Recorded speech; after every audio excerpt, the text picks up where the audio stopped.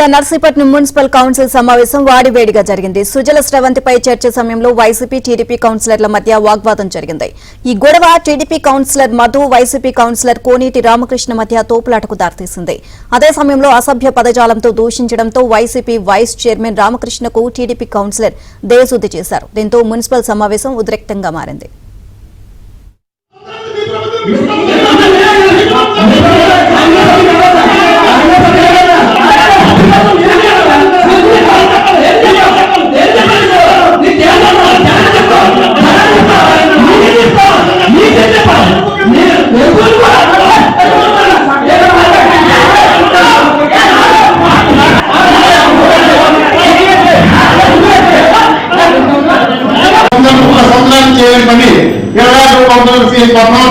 ఈ కాలం చేశారు